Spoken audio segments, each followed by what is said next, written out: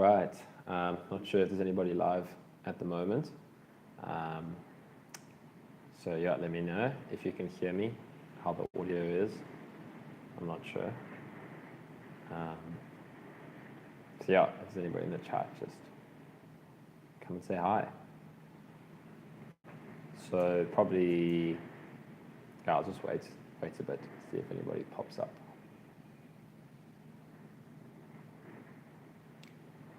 But yeah, we'll just plan to do some meditating. Everybody's welcome to meditate how they want to. And then if anybody has any questions, we can talk about that. And just do some meditating and some Q&A. But I'll give it a couple of minutes because I think there's only one or two people on here at the moment.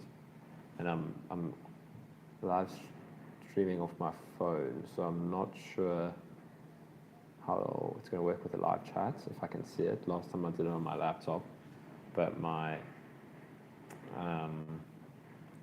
webcam on my laptop is really crappy. So I thought I'd use my phone this time. So better quality camera.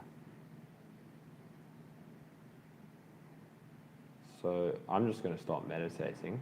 If there's anybody there, you're welcome to do the same.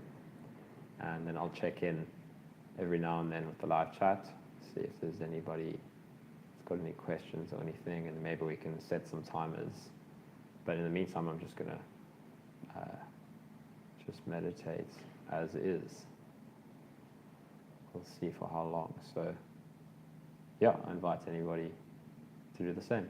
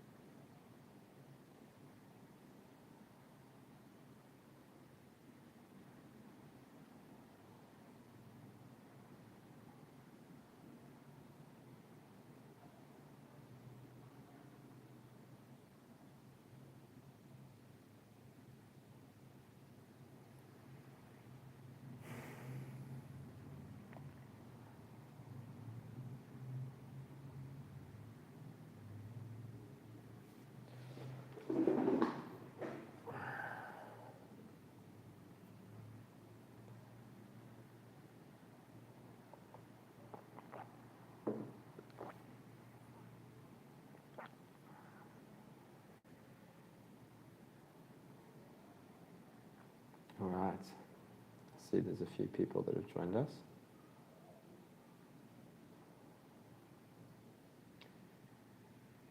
Feel free to do your thing. Keep meditating. If anybody has any questions, go for it, shoot. Yeah, I'll wait and see.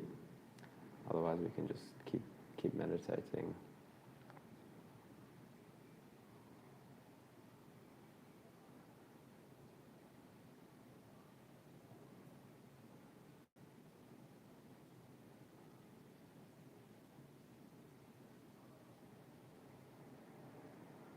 If anybody could just post something in the live chat, just so I can see if it's working on my phone, because I don't know, I haven't used the live chat on my phone before, so I'm just curious. There we go. Okay, great. Thanks, Marlene.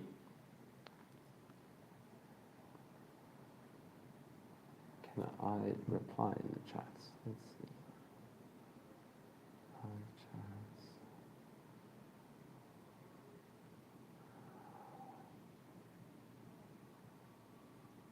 I don't think I can message on my phone. That's fine. I'll just talk.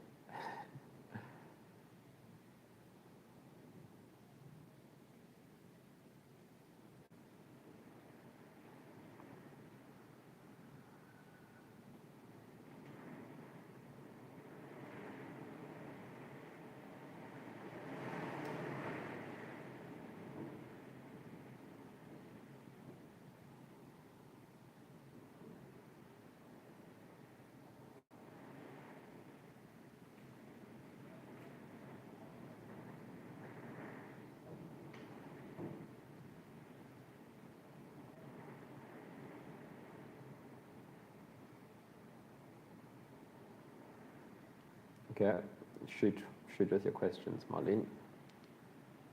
Here to answer them in the best that I can.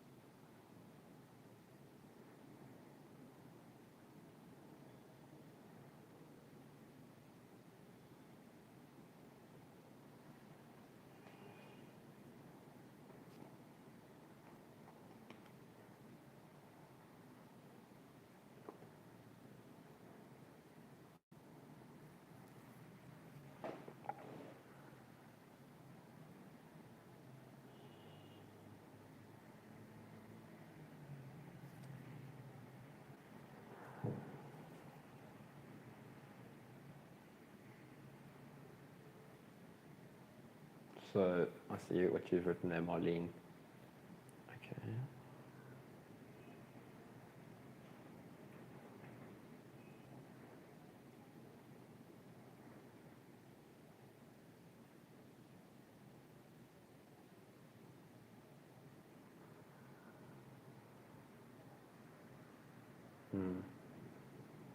That's a good question. That's a good question. So all this time, I'm always just talking from my personal experience. So that's what all my videos are about. So it's really difficult to know exactly what's happening in somebody else's experience. There's just so many different factors at play. And when it was happening for me, there was so much that I wasn't aware of. So like when it was happening to me, it's hard to put myself back into what my experience was like back then. But like I'm thinking when my initial symptoms, there may not have been beliefs about a chronic illness as well, because it started with symptoms and then beliefs formed about those symptoms after trying to figure out what to do about it. So there's just so much that can be at play here. And there's a lot of times we're not aware of the beliefs we're holding. So it might not be an explicit belief regarding this activity is going to give me this symptom, which I sometimes talk about. But there may be other stuff going on. So just off the top of my head, some of the things that could be causing, and also like PEM or PEM it's like an umbrella term, and what's causing it could be different for everyone else, right? So it's like a label.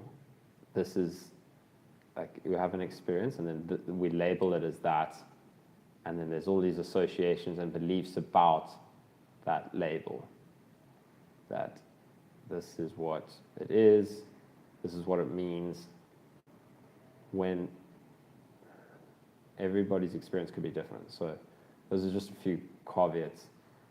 So if I try to think back what was causing all of the different symptoms for me, a lot of it had to do with, so there was probably some initial stuff from COVID. So like I had COVID. I think what happened was it affected the nervous system a bit. So I was already like, because I was so much emotional repression before I had COVID. And I wouldn't have used any of these terms at the time. It's all looking back. But before COVID, there was so much shit that I was not dealing with, not willing to feel, and then that like ramps up the nervous system, and there was like anxiety and just a lot of running.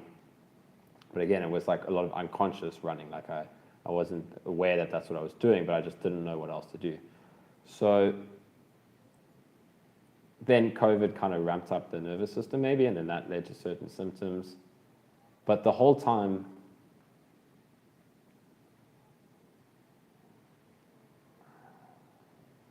it was, that was all the labels at the time, but looking back, the labels are different. And it's like, it was all about being willing to feel what was going in the body. And the thing is, like, it's not always going to be comfortable in the body. So there's going to be times where the body feels tired and fatigued, and you know, there may need to be changes that need to happen, like things that are really drawing on your energy or something like that. So there can be so many different factors that cause it. So I don't know, like it's a difficult one to answer. What I would say is just try to feel into it. If it comes up, just try to let go of the thoughts and feel into the sensations in the body. That's what I recommend. That's, from my experience, what's very powerful.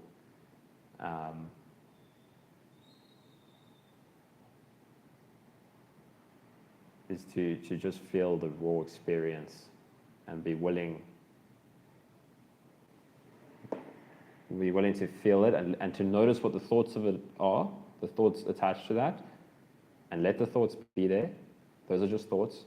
So notice the sensations, then notice the thoughts, and then notice that the thoughts just come and go, and they're not, the content of the thoughts doesn't matter.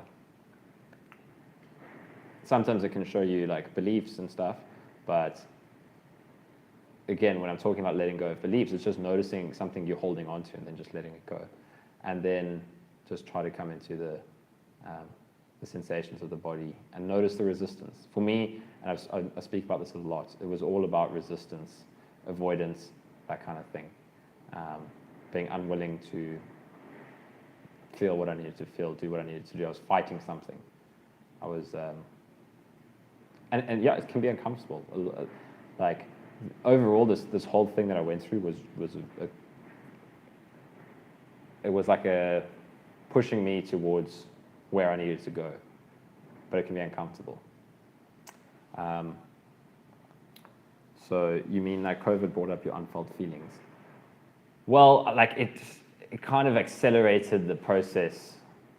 I'll be honest, I can't, I'm not an expert on this.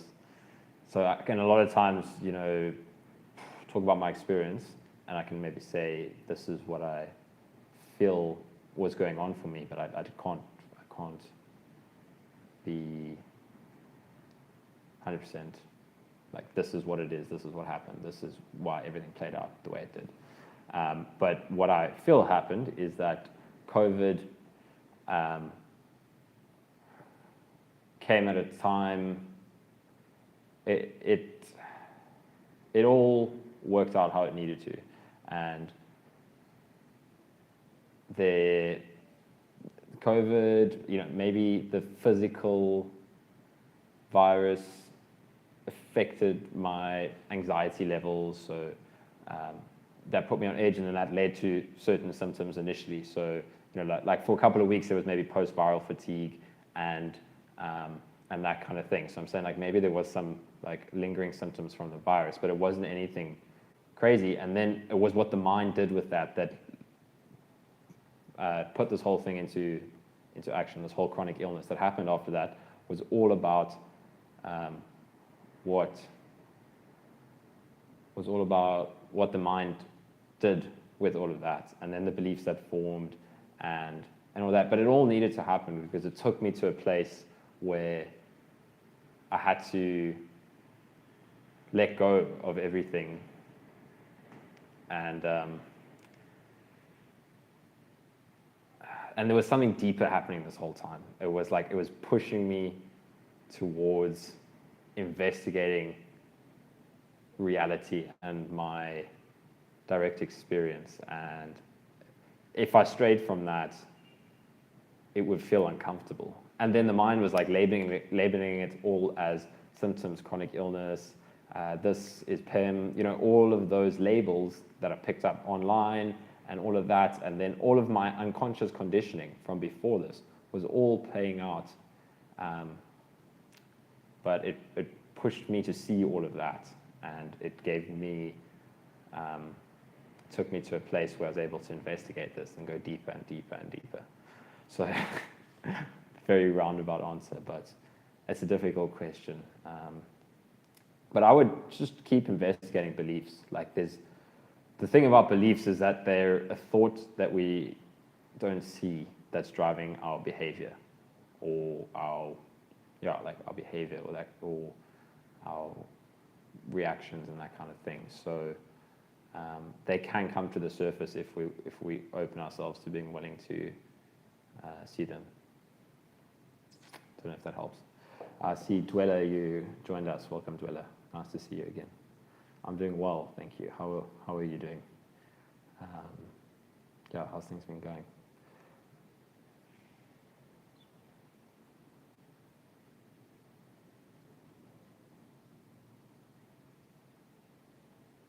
Yeah, so it definitely can be linked to overstimulation. And really initially, before I got into all of the deep stuff, it was stepping back, making the changes I needed to make. Meditating was a game changer. That was really what put me in the right direction, and it allowed me to start seeing through all of my unconscious behavior that was keeping me stuck, and my beliefs. And So on one level, it was calming the nervous system, but I'll say that was, and it was helpful, like indirect response to the symptoms, like meditation was a relief. But as I said, there was something deeper going on this whole time, and meditation kind of took me in the right direction. So it was working on two levels, Yeah.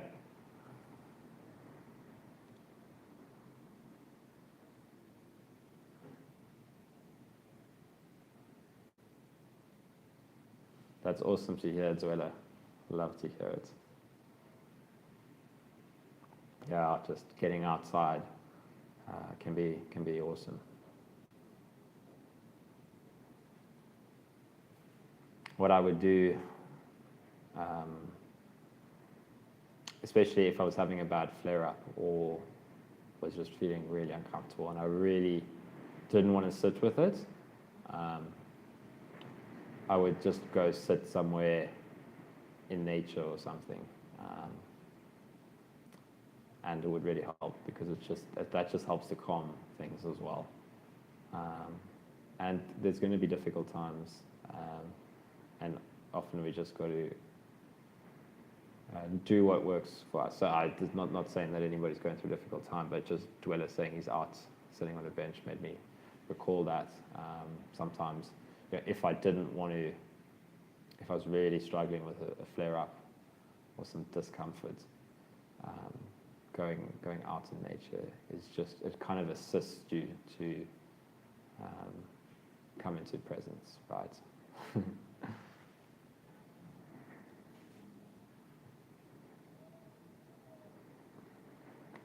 That sounds really cool, Dwella. Yeah, nature's awesome.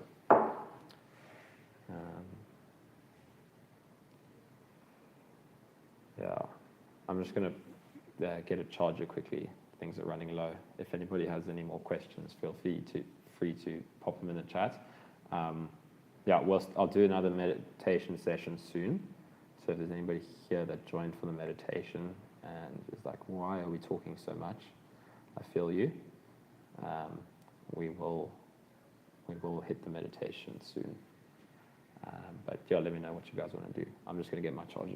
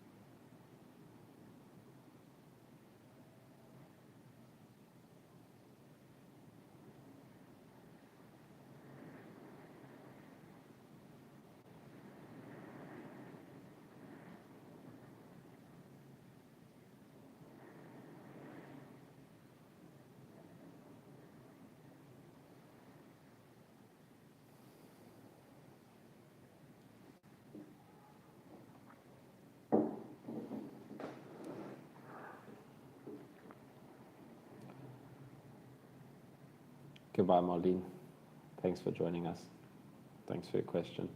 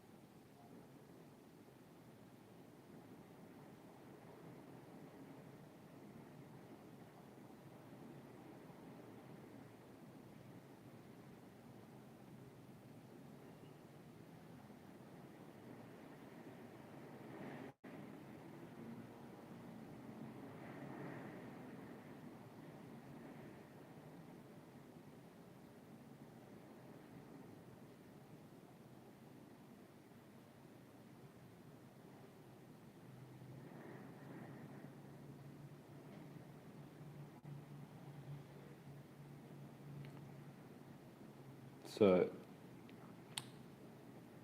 I'm not sure if there's anybody here.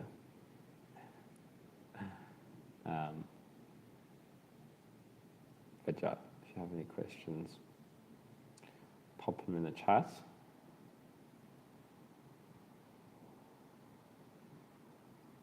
If you don't have any questions, no worries.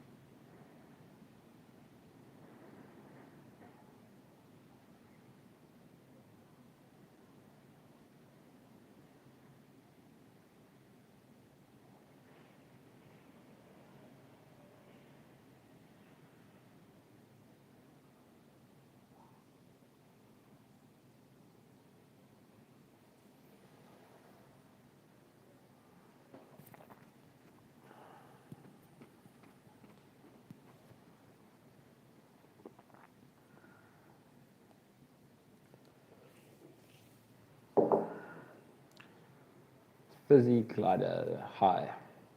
I don't know if you're still here. I'm not sure when that was sent.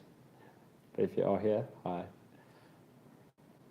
But it looks like you aren't because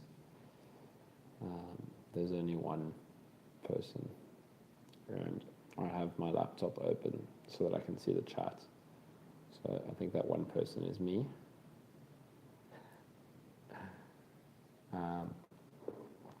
Oh, now there's two.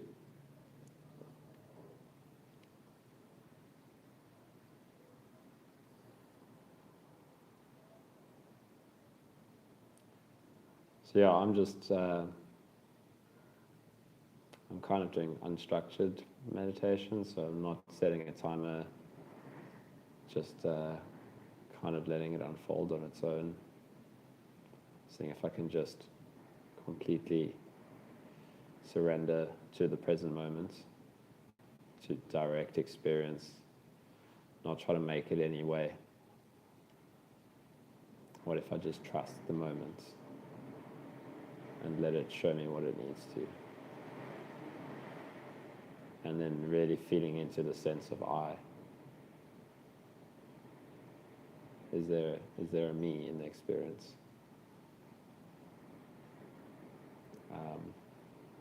But yeah, I'll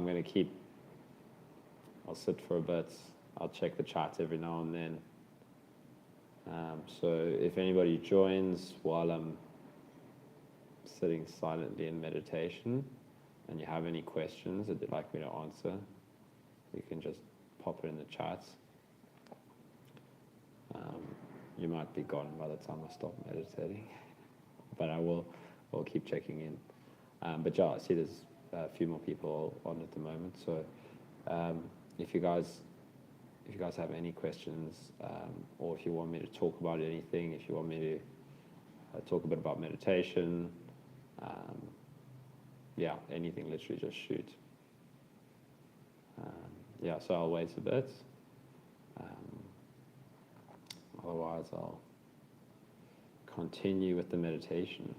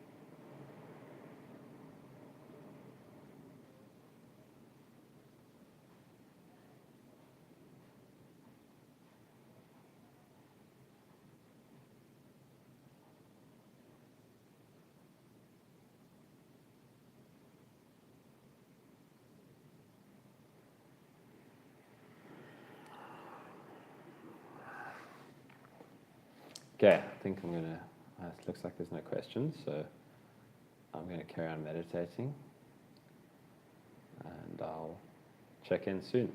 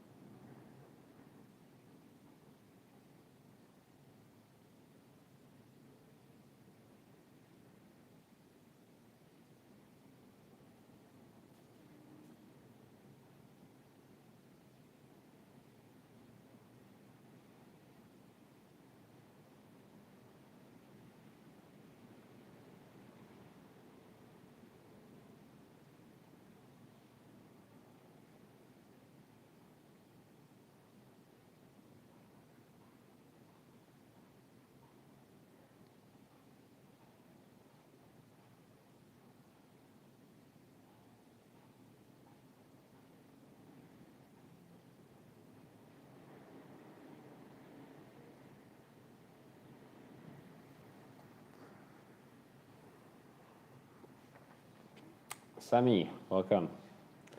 No, I'm not listening to music at the moment. I just have the earphones in for the mic, so you guys can hear me better. Yeah, so no music.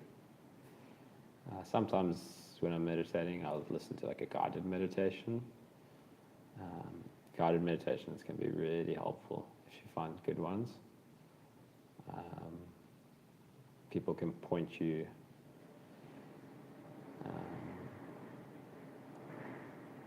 especially if you're kind of new to meditating, guided meditations can be great. So, but a lot of the time it's what some people call natural meditation or do nothing meditation. In Zen, it's called shikantaza. So that's kind of thing I do a lot now is just no technique. What happens if you just let go of all techniques? If you don't try to do anything.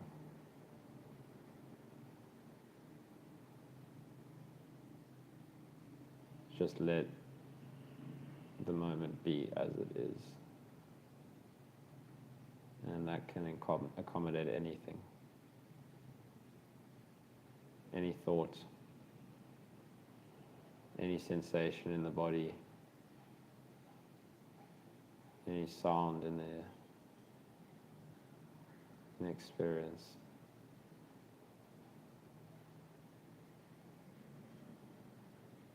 What if we don't try to make this anything other than it is? Whatever comes up, just let it be.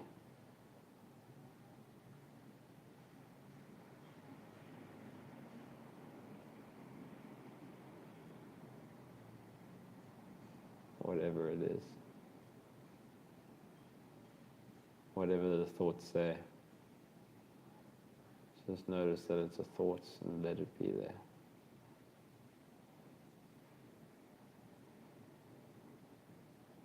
If there's resistance to anything, let that resistance be there.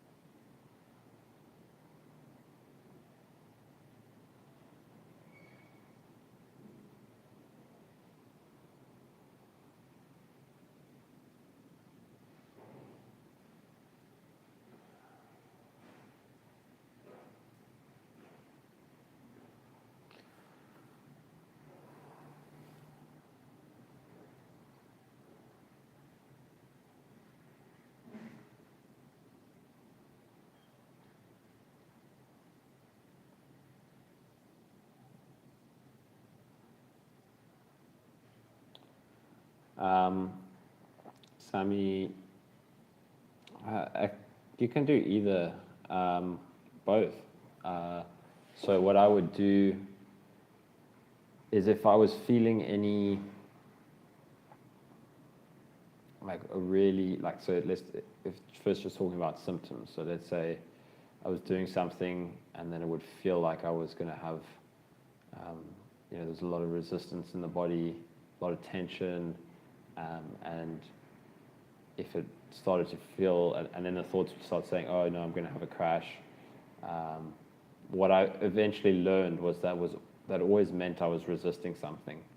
So there was something in my experience that I didn't want to feel. If there was no resistance, then what was the problem?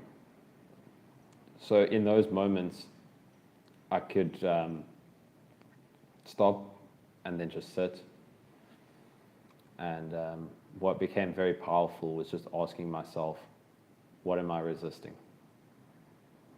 What in my direct experience do I not want to feel?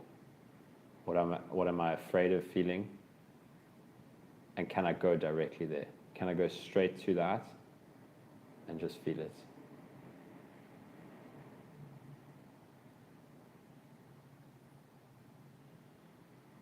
And then if it's like strong emotions,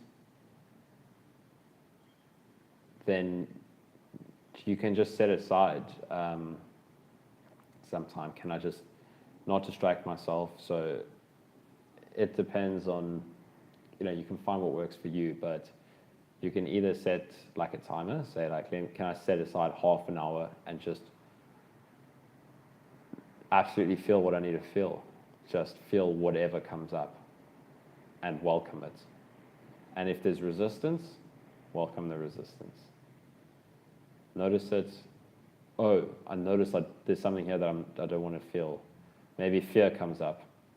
There's fear. Can I let the fear be here? Then if you start to notice you're resisting the fear, then it's resistance that's there. What is resistance? Can you just hold resistance in your experience? Can you make space for whatever needs to be here?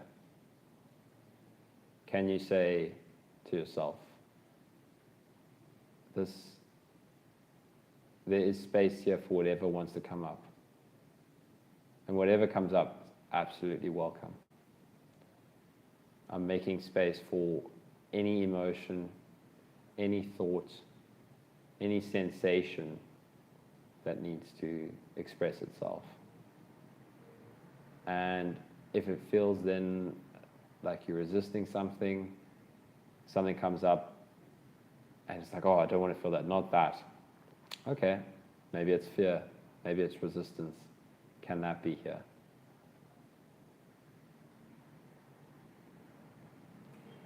So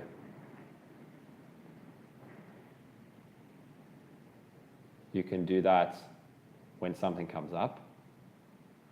You can set aside time to just sit.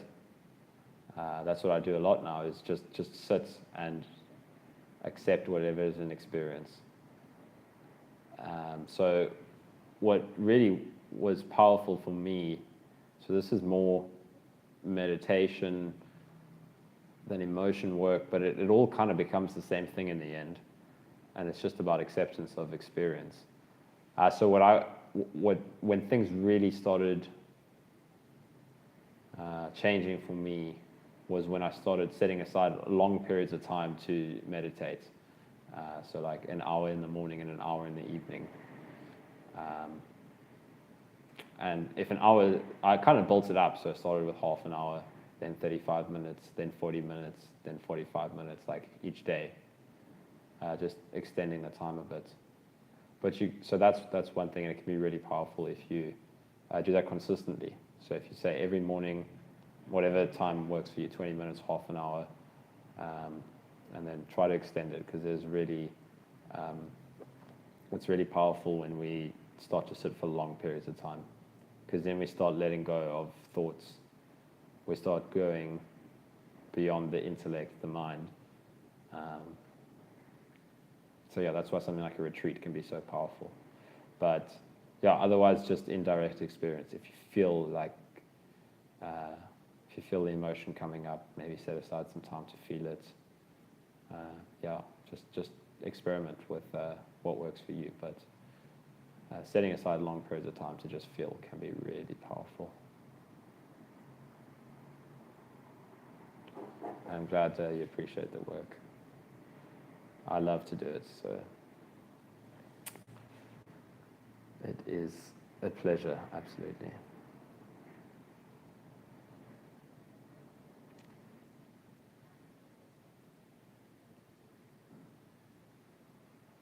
Good job.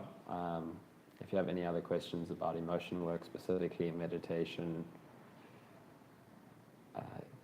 shoot, I'm here to answer anything.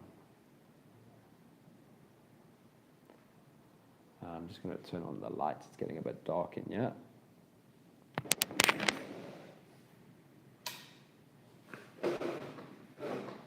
Much better.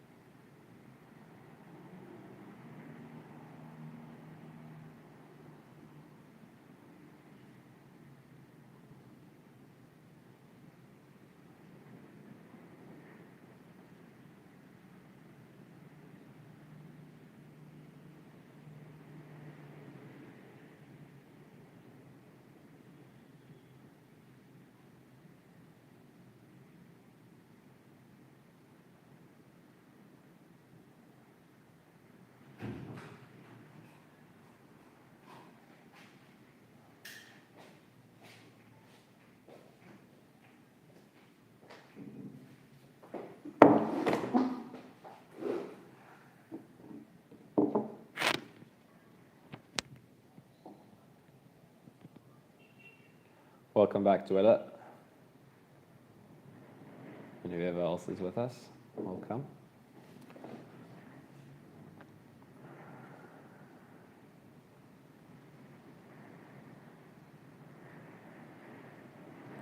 Hi, Fizzy.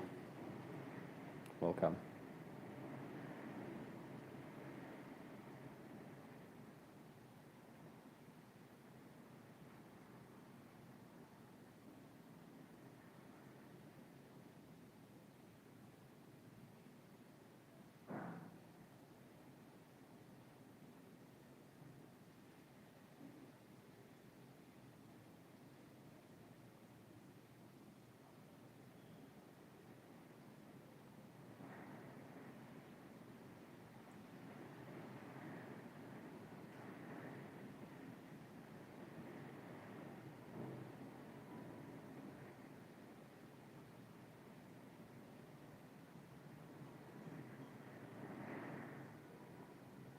If anybody has any questions about anything. Yes. Yeah, that was something I used to experience a lot. It was like flushing of the face. Yeah, overstimulation.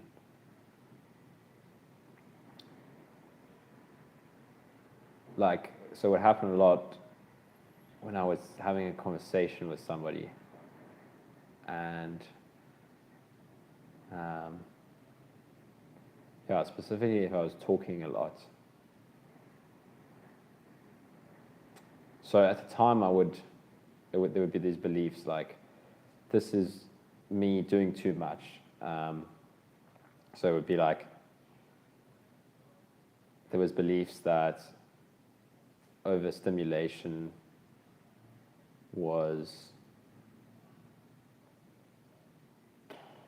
causing symptoms and crashes and stuff like that. So anything that was too much for me was going to lead me to a crash and make things worse. So the beliefs that would come up would be, I'm having a conversation, I'd notice my face getting flushed. I'd be like, shit, this means I'm doing something I shouldn't, means I'm doing too much, I'm pushing too hard, that a crash is going to come on, so I need to stop doing this. And then, so at those times I was like focusing a lot on pacing. So the response would be, if I have a conversation where I notice, that coming up, then I need to sit for half an hour, and rest afterwards. And yeah, that was the approach at the time, and it was probably it had pros and cons to it. So it was good. It was getting me to sit and feel what I needed to feel. But all the beliefs were kind of getting me into a place that was going to keep me stuck. So if I look back to it now, it's just what it would often be was the result of being in thoughts a lot. So the more I go into the mind, then and in thoughts and out of my, like, less in feeling into the body, into the direct physical experience of the interaction, feeling into the emotions of what's happening, then it would lead to symptoms. It would lead to face flushing, overstimulation, all of that. And yeah, it would. So now, if it ever happens, like, I don't get, there's no fear of symptoms or crashes or anything like that. Like, I know I can do anything I want, but I still can notice this flushing of this face, the overstimulation, and then all I do is I'm like, I need to, what if I just feel into the body? There's something I'm not wanting to feel, and just dropping into the body. So initially, it can be good to just like the beliefs around pacing and crashes and stuff kind of kept me stuck. But I think that process was actually really helpful, where I would do something and then I would sit for half an hour afterwards and just try to feel into the body. And it was really difficult at first. So it can take time. But just a willingness, just sitting with a willingness to feel, can I go more into the body? Can I feel, is there something in the body that I don't want to feel? And practices that can be really helpful is like a yoga nidra. So you can do, there's a really good channel on YouTube. I think her name is Ali Boothroyd or Bruthroyd. I'm not sure how to pronounce her surname. But a yoga nidra is awesome because it's like a meditation kind of thing, but it's all about feeling into the bodily sensations. And it's a great guided way to get into your body. So if you're really struggling to, like, if you sit, and so this was just speaking from my experience, I would sit and like, can I sit in the body for half an hour or something? Just go into the body. It would be difficult. A yoga nidra is great. It's just kind of, it's like a body scan meditation where you just feel into different parts of the body and relax it. So I highly recommend that at all stages of recovery. If you, yeah, it's just a really nice practice to get into the body more, and it's really relaxing. So yeah, yoga nidra is awesome. 45-minute yoga nidra is really good. So let me just see, there's a few messages while I was talking. For anyone that finds it useful, there's a meditation app called Balance, which I've found very good. You can currently get a free year subscription. Awesome. Thanks for sharing that, Twella. I haven't heard of Balance. Maybe I have. Kind of sounds familiar. I get a freezing cold nose, like ice cold when I'm overstimulated. That's weird how, it's different for everyone. Do you live in a cold area? Or is it purely like experience that just happens? Has anybody tried bromelain with NAC? I did not. Bromelain, I don't know what that is. It sounds familiar. NAC, no, I don't think I'd use that. I was really fixated on supplements for a long time, just trying anything that could alleviate. And it was, if I'm being honest, so not saying what anybody else is doing, but if I was being honest with myself, what I wanted was a quick fix. Can I take something to make this all go away, that I can wake up tomorrow and feel fine? But it wasn't like that.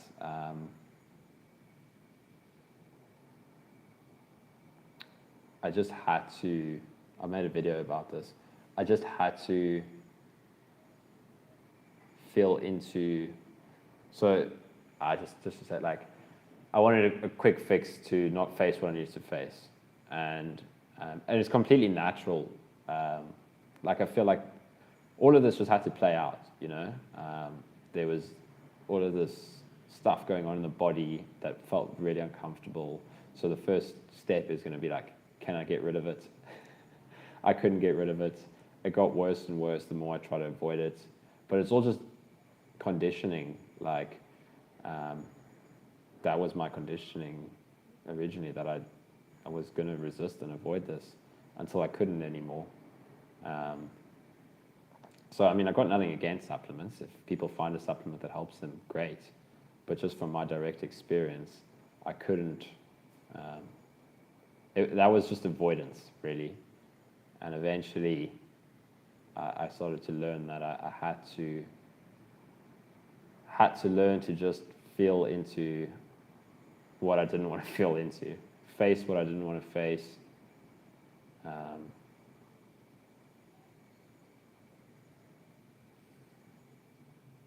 And let this, really important, was like, let this whole journey, experience, illness,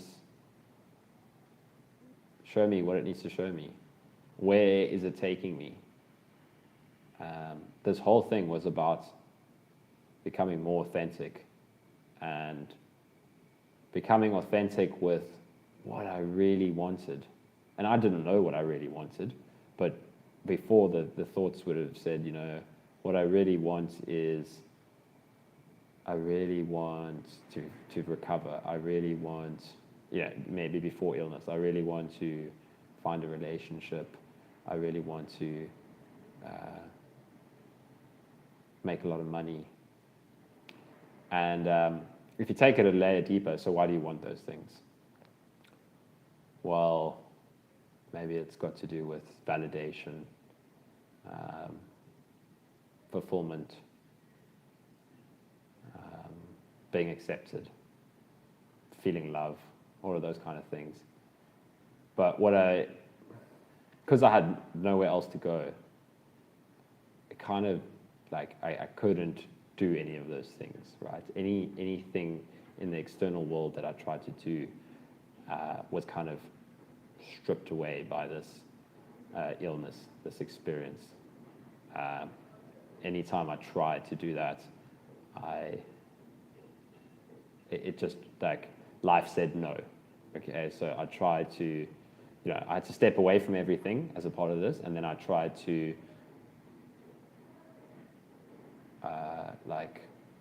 I don't know, look for relief in, like, trying to start a relationship, or trying to exercise again, or all of those things played a role. But what eventually happened is this kind of pushed me towards meditation, towards spirituality. But when I use the word spirituality, I'm very cautious, because I don't, like, spirituality is a very loaded term. and people will have their own connotations toward the word. Oh, spirituality is this, spirituality is that. Like I know I would have. I was a very scientific, analytical, rational-minded guy,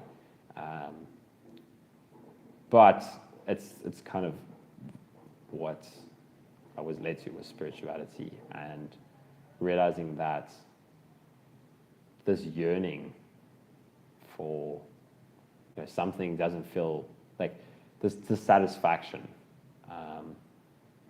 like that this moment isn't exactly what I want. I want something in the future. I want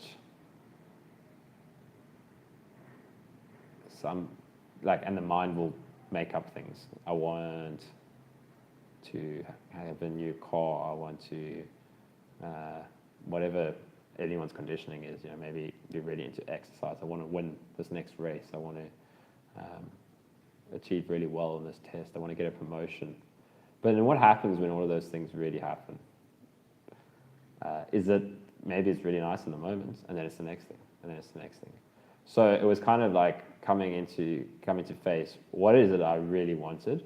And again, it was like life forced me into this. It wasn't like the mind wanted it. It wasn't like it was kind of because of everything that was going on. It was like I had nowhere left to go. So it kind of led me to meditation. No, meditation helps with the symptoms. Let's dive in deep into this. And then started listening to teachers talk about some of the deeper stuff of initially no self. So in Buddhism, a lot they talk about no self, the realization that if you look for yourself, if you feel into your experience of I, and there can be an experience of I, but can you just keep orienting to that? Who is suffering? There's a thought. Who's thinking the thought? Can you look for a thinker part of thought? So there's thoughts happening. And anything, if you really keep going with this, you can notice that any thought, there's just thought. Anything that feels like a thinker is another thought. There's nothing apart from experience. So then there's a radical non-duality message, which is about there's no self, there's no one doing anything. There's just experience unfolding, which can be powerful, but it can also be unhelpful because there's a lot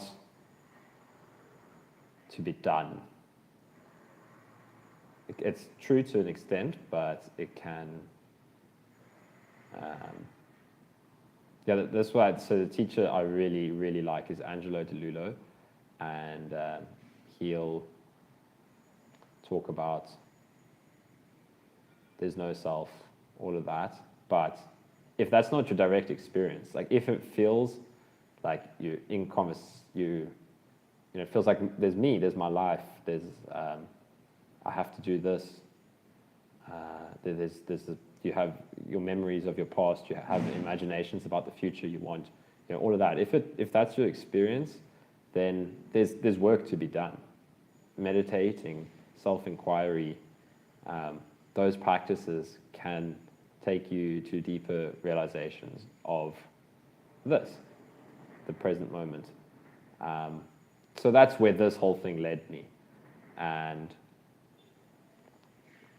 yeah, it was like eventually I gave myself to this fully. It was like, holy shit, this goes beyond illness and recovery.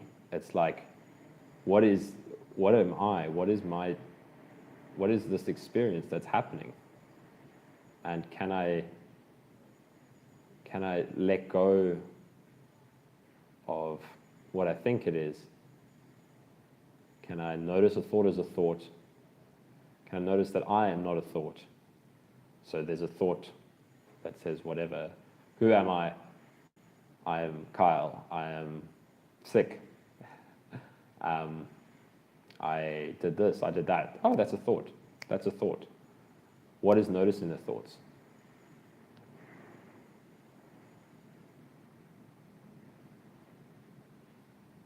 If another thought comes, what am I doing? This doesn't make any sense. That's a thought.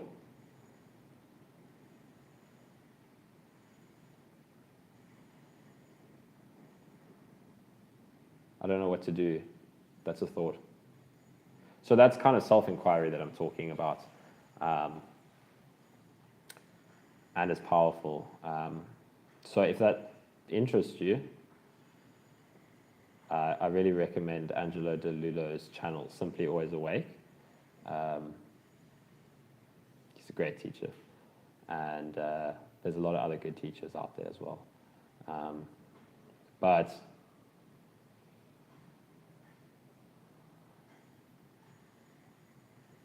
yeah, that was what, the more I oriented towards this, the more I saw through my own beliefs that were keeping me stuck. The more I was able to get under my own conditioning. And that's what led me to recovery. But then it didn't stop at recovery. So, if you'd asked me earlier on in this process, what did I want most? I wanted to recover again, because that would give me everything I wanted, right? That would give me everything that was missing from this moment that would make it what I wanted. Because if I could exercise again, if I could have a job again, if I could make friends again, if I could have a relationship again, that's all I wanted, So, cool, be authentic with yourself. Like, that's what you want. That's fine. But if you're really honest with yourself, like every single time you've thought that in the past, you get what you wanted, but it's maybe nice for a bit, and then it's want something else. So the first thing can be like realizing that you're suffering. So in Buddhism, they talk about like realizing that. So that can sound really intense, and for some people, so in Buddhism, they'll say like life is suffering, and that's the first realization you can have, is that, you know what, I pretend that I'm okay, I pretend that I'm happy. Okay. So this is kind of not relevant maybe for people struggling with a chronic illness, because you're like, I'm fucking suffering. But just to talk about this a little bit, you can just be honest with yourself. Like, maybe I pretend that, I've got a good job, I've got a nice relationship, but I'm not satisfied. There's something missing. Okay, so then orienting towards that. And then what these spiritual teachings gave me was, oh shit, like this is why I feel like this. This is why it's always felt like there's something wrong with me, because I'm orienting from this view of a separate self, and it's uncomfortable. And why is it uncomfortable? Because let's say we got caught up in our thoughts so much that we started to believe things weren't real, we started to believe that we were something we weren't. Then how would we know that this wasn't right, this wasn't it? It would feel really uncomfortable.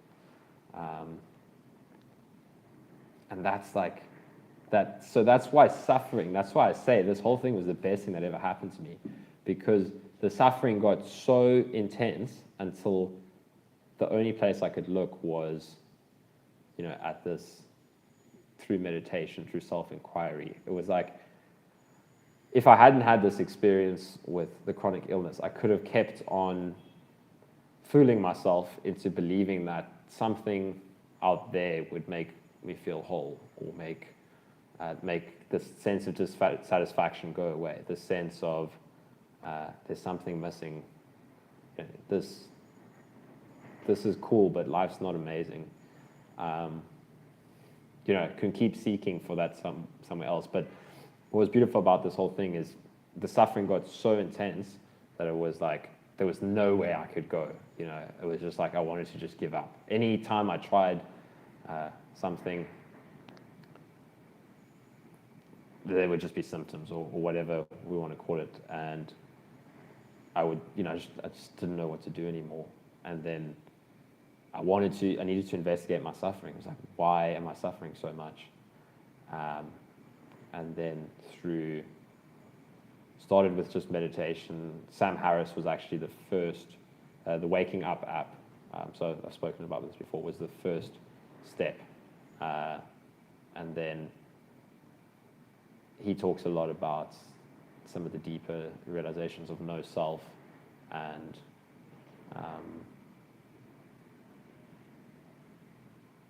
non-duality and that kind of thing.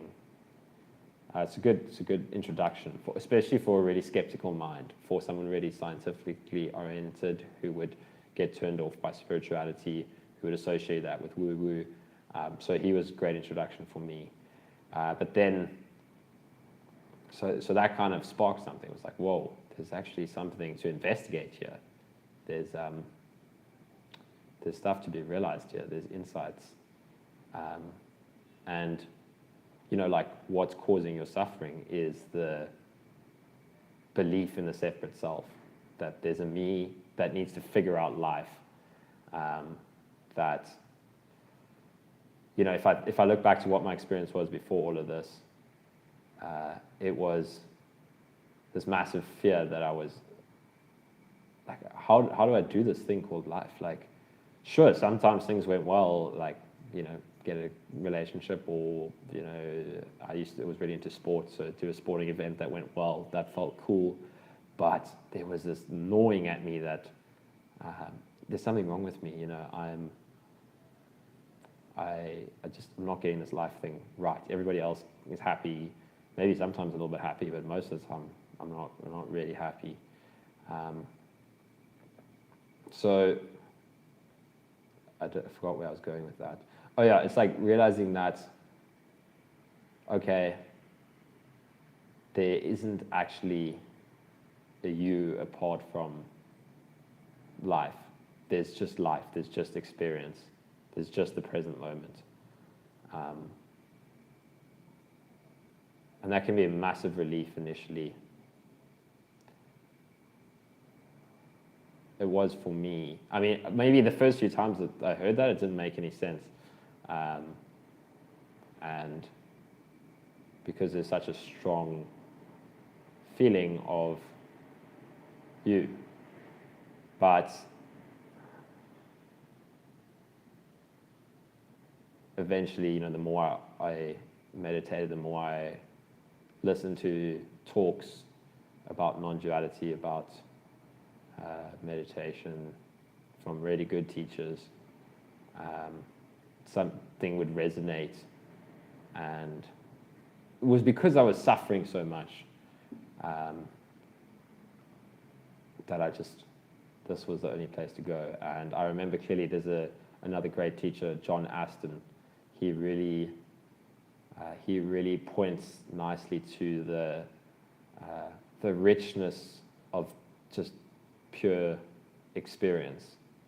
So, you know, when you start meditating, you maybe you read a couple of books about spirituality, you listen to some people talk about it, there's like, you start to take that seeking energy, so we can call it seeking energy, so that you were seeking in the external world of, you know, money is going to make me happy, so that's seeking, relationships, whatever it is. Okay, so now you start to realize that there's something with meditation, there's something with non-duality, with spirituality. So you take that seeking energy and you start to look for, maybe you read about people who've had an enlightenment experience, the experience of no self, and that there's an end to suffering. You can experience it differently, and it's true, you can. So then you start to seek that,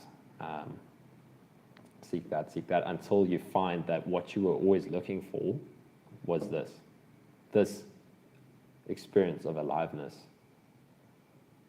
So John Aston points really nicely to that.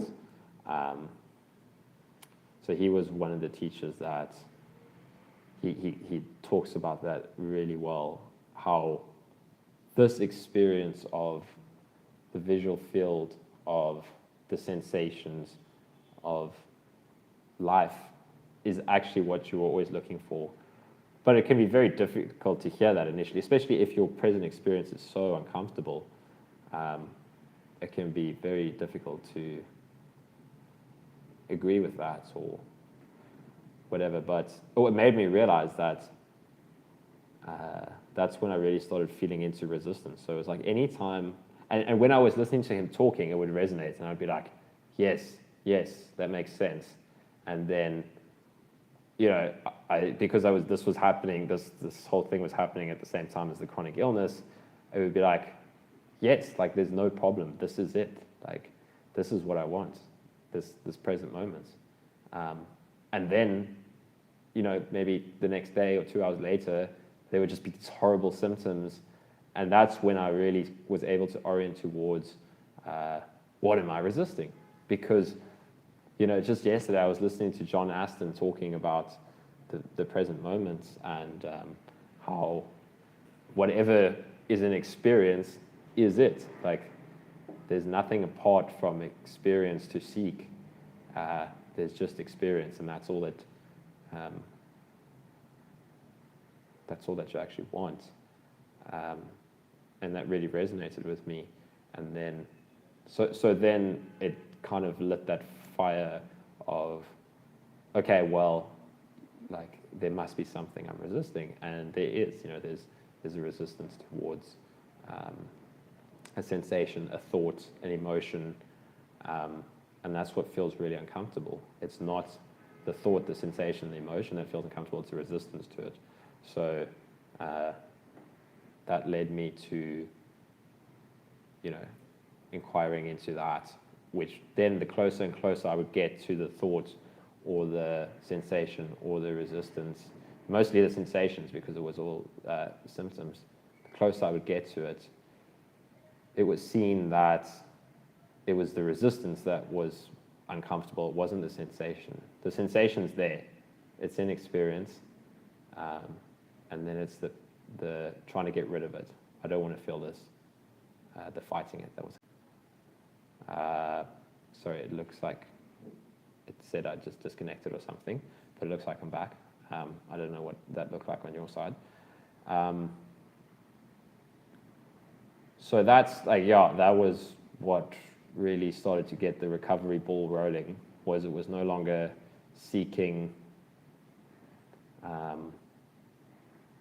something that was going to fix me. It was like, it's all okay, and if it doesn't feel okay, then what am I resisting?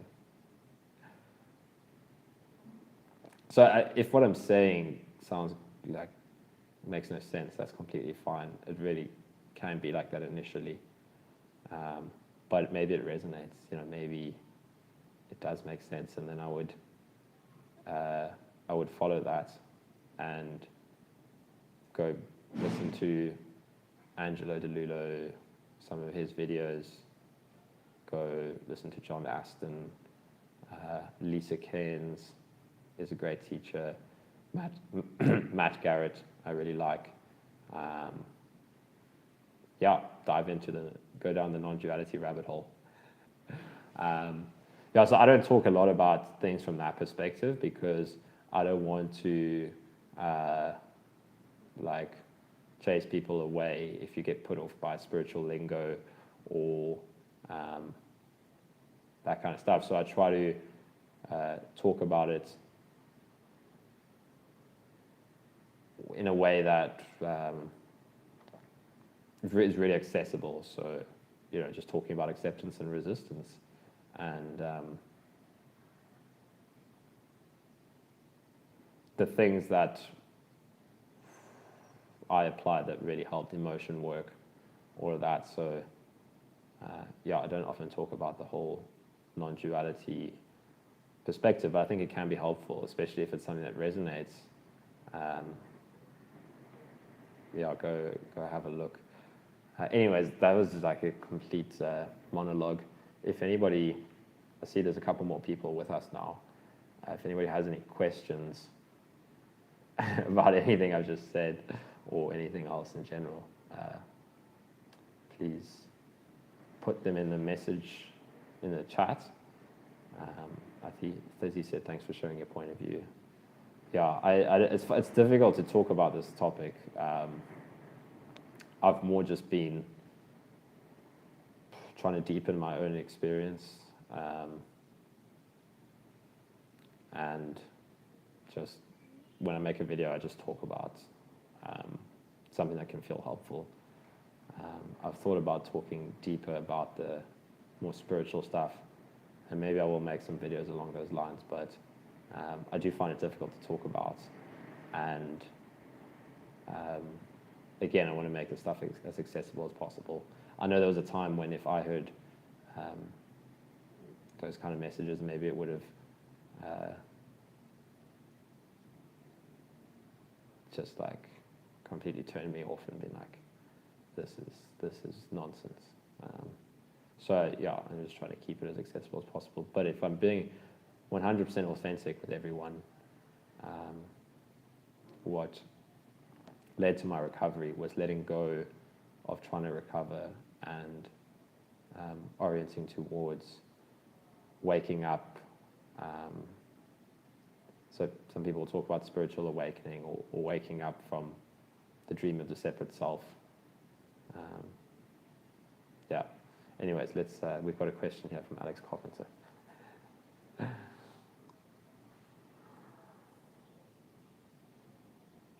So my experience with positive emotions and positive visualization. So that's that's kind of the line that if you talk about brain retraining or neuroplasticity programs, that's, I think from my experience, what it's all about is about trying to retrain your brain to respond differently to something that it perceives as a threat. So you are having symptoms, and your initial response is that there's beliefs that this is bad, I shouldn't feel it, and then you realize that the whole thing is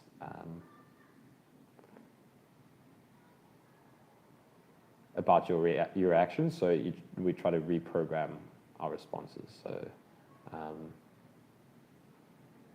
can I respond to this differently? And so my experience, I did the DNRS brain retraining course, and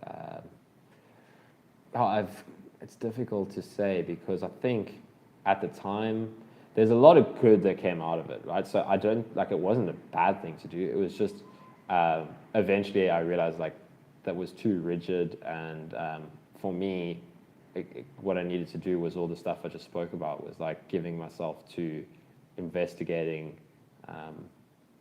the present, investigating my own suffering and everywhere that took me. So my experience with it was probably really helpful initially. So especially, if you're really stuck, it can be a great relief to realize that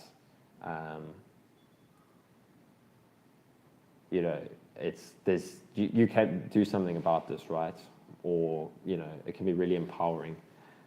So I think I had to do it. I had to try it, and what was helpful about it was it really reduced the fear to the symptoms. So what the DNRS program does is there's a whole bunch of talks about neuroplasticity and how this whole thing is the brain like learns these associated fear responses because of, you know, what, I can't remember the whole thing, like beliefs or whatever. And we can condition the brain through positive visualizations and that kind of thing. So what I would do is you would bring on something that would trigger a reaction, and then you would do these brain retraining steps. So it would be something like stop, no negative emotions, I'm healthy. It was a good process, and it definitely helped a lot. But eventually it was like, I need to feel everything. And I need to not, like I think what can happen with a lot of these things is it's still resistance. So it's still trying to make something go away and trying to make something happen. And yeah, I definitely probably got like maybe 10% better from doing something like that.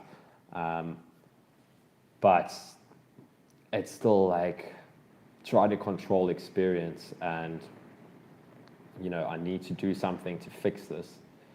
When I started to learn more of the deeper spiritual stuff, it was like, I need to just accept whatever comes up. I need to learn to welcome whatever in my experience. And, you know, so you can kind of mix it a bit. So like do something that you know brings on symptoms, and then just notice your reactions to it, and just try to welcome it. So what can be really helpful about it is it can like give you a practice to do.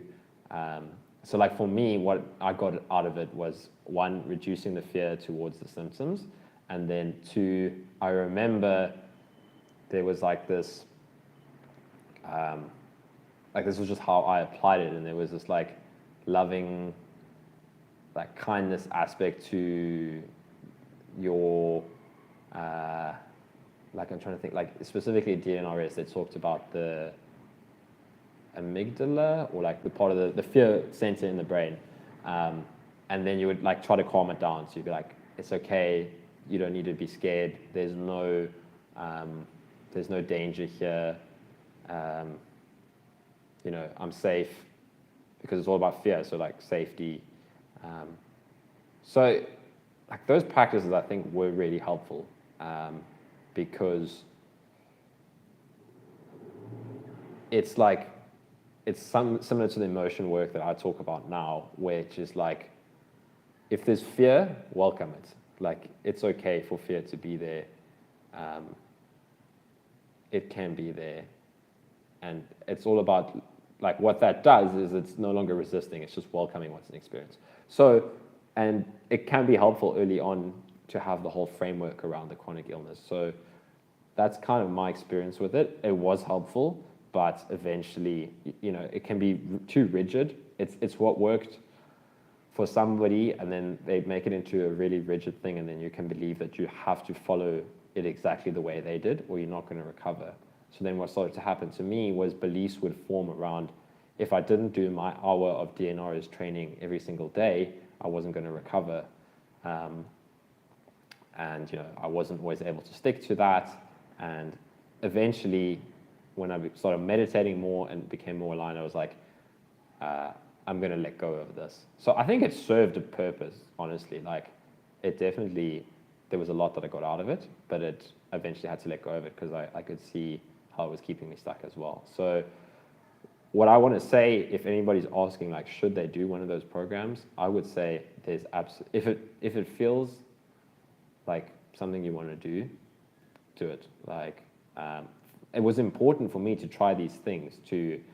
Initially, there was all of these like skepticism about that's not going to work, that's not going to work, and then realizing, listening to people's recovery stories, that you can recover. People can recover really quickly. For some people, that's all they needed was something to help them realize that, you know, it's all about the brain's reactions, your mind, your mental reactions, your beliefs. That's what the symptoms are all about. It's not something wrong in the body. So yeah, it can be really helpful for some people. For me, I had to go deeper. So try it, and be willing to try it. like, I remember when I was reading about people that had recovered from it, I went into it saying, like, I will make this work. I will take what I, like, it doesn't matter what the program is actually, like, I'll find a way to let it be helpful for me. But then eventually I was realizing that, I can't solve this problem. I had to surrender and accept. And then things started getting better, but it was because realizing that it was all my resistance. So that was just my experience. I don't know if that's helpful. But I would say there's no harm in trying it. And again, you have to go down every path, and maybe one works and maybe one doesn't. And for me, I just had to keep going deeper and deeper into the inner work, the emotion work, the self-inquiry, the meditation. That's what worked for me. But I can't say what played a role and what didn't. There was stuff I tried earlier, which I may look back on and say, you know what, that didn't work. I had to go on to the next thing. But maybe it played its part, and then I was ready to go on to the next thing because I'd learned what I needed to from that. So I would say, just try things. Sammy, did you have digestive problems like anxiety right after eating? I did have digestive problems, but mostly in the morning. So like I'd wake up and we should do an hour meditation. I'm down for that. Well, actually, it's getting quite late here, but I'm definitely keen to do a little bit more meditating. But to answer your question, Sammy, yeah, I'd have digestive problems in the morning. And then I would have digestive problems if, the mind would get stressed out. And then because that would have a whole cascade effect on the body, then it would lead to digestive stuff. So what would help with that was feeling into the unpleasant experience. So like if I woke up, and what would often happen when you wake up is it's like all the thoughts and the beliefs come swarming in, like, how do I feel today? Oh, I feel this, I feel that. Oh, I'm still sick. I feel worse than yesterday. I feel worse because I did this, because I did that. Oh, there goes the digestive issues. So before I started meditating a lot to see through my own thoughts and beliefs, that was like my experience waking up every morning. And then the digestive, I need to go to the bathroom and it would be uncomfortable and all of that kind of thing. So what helped with that was, you can just feel into the experience and why is it so uncomfortable or something like that. And then when I started to meditate more and more and more, and as I said, the more I oriented towards the inner work, that's when everything started to calm down in the body, because I was sitting, meditating, taking space, and then the symptoms calmed down. And really, when I started to meditate for long periods of time, like Jessica suggested, like an hour meditation, those were really powerful. But start where you're at, right? I always say, like, if an hour meditation sounds terrifying to you, start with whatever you can. But try be willing to meditate for longer and longer and longer, because there really is a lot of benefits to sitting for longer. Like if you meditate 10 times a day for 10 minutes, that can be really helpful and can be a great place to start, especially to keep bringing you back whenever you need to. But then maybe you decide to do one longer meditation in the day. So like when you wake up, you do a 20 minutes, and then the next day you do 25, and then you do 30. And then eventually when I was meditating for like an hour, I was having big effects, and then it gave me the space to do the other work. Noticing the reactions, noticing the resistance, noticing the beliefs, all of that. So, hello Jessica, welcome to the live stream.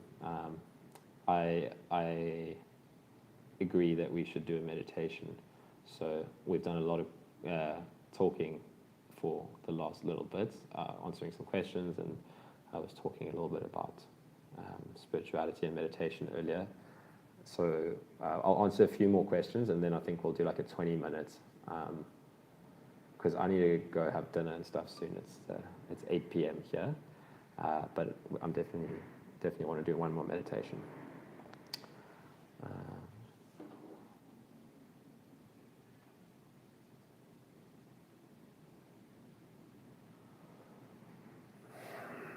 So, Alex, yeah, so that's like one of the drawbacks with the neuroplasticity is it can make us believe that there's things that we should feel and there's things that we shouldn't feel.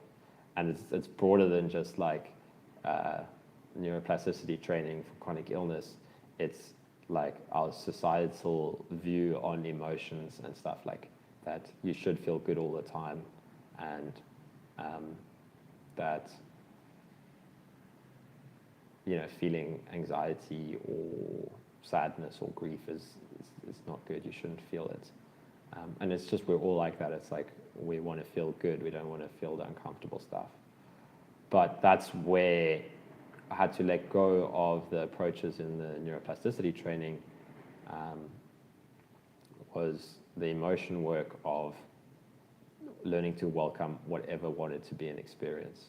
So if something brings up fear, then being willing to feel that fear, just like, oh, that's fear.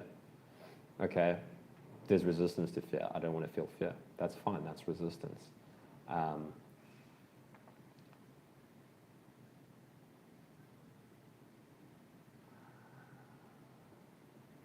And then practicing working with emotions like that. So whatever comes up, just feel it. Can you just feel it? So that's where,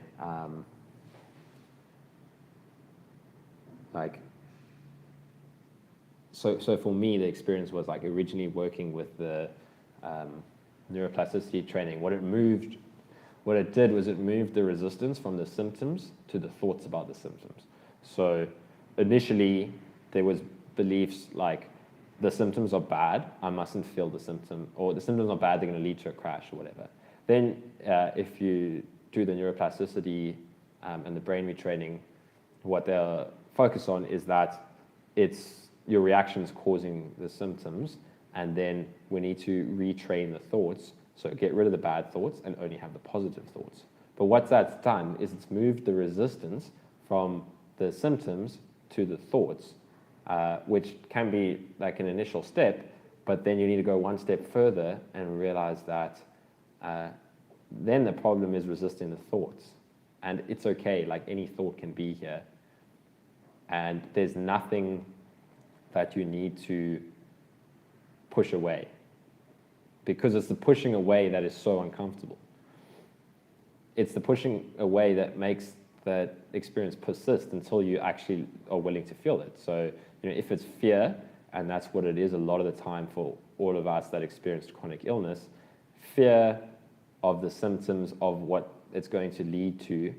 So now you notice that you're having negative thoughts, okay? That brings up fear, because it's like, I mustn't have negative thoughts, this is bad because of the brain retraining. But that's just another form of